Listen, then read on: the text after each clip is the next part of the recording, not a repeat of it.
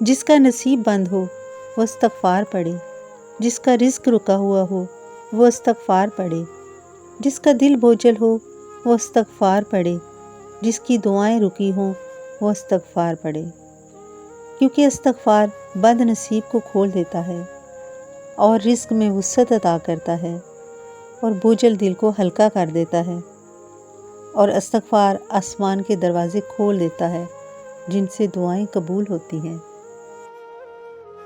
حضرت علی رضی اللہ تعالیٰ عنہ نے فرمایا، مجھے تعجب ہے اس انسان پر جو استغفار کو جانتا ہے پھر بھی غمگین رہتا ہے۔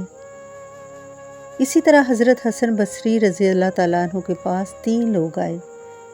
پہلے شخص نے کہا کہ حضرت بارش نہیں ہو رہی، دوسرا بولا رزق تنگ ہے، تیسرا رویا اولاد نہیں ہو رہی۔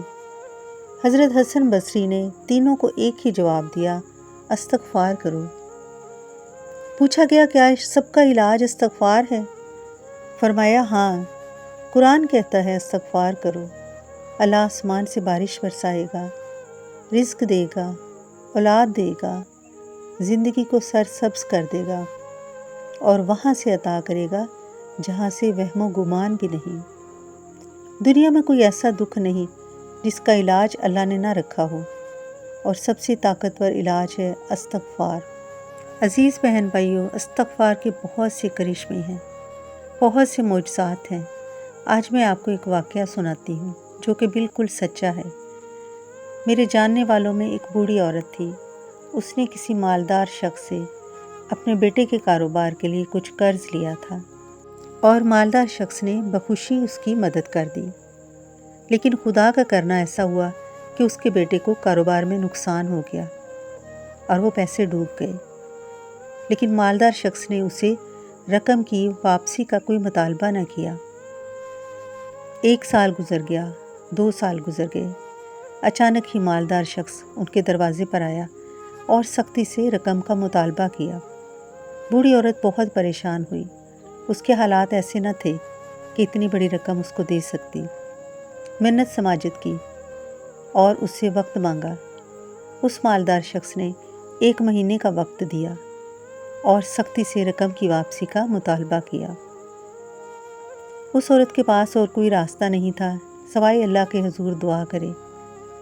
اس نے کہیں سے سن رکھا تھا کہ استغفار ہر پریشانی کا حل ہے، بس اس نے اللہ کے حضور ہر وقت استغفار پڑھ کر دعا مانگنی شروع کر دی۔ 1 مہینہ گزر گیا، کوئی راستہ نظر نہ آیا، لیکن اس بوڑھی عورت نے بھی استغفار کو نہ چھوڑا۔ 2 مہینہ گزر گیا، بس دل میں یہ خوف کہ 1 مہینے کے بعد اس مالدار شخص نے آنا تھا۔ اب 2 مہینہ گزر گیا ہے، وہ آئے گا اور پتہ نہیں کیا سلوک کرے۔ 3 مہینہ بھی گزر گیا اور اسے بہت حیرت ہوئی۔ کسی سے اچانک یہ سنا کہ 2 ماہ پہلے وہ مالدار شخص انتقال کر گیا۔ اب وہ بوڑھی عورت ہکا بکا تھی اور سوچ رہی تھی کہ اس میں اللہ تعالیٰ کی کیا مصلحت تھی۔ اس آدمی کا وقت مقرر تھا یا میری استغفار کی وجہ سے اللہ کو مجھ پر رحم آیا؟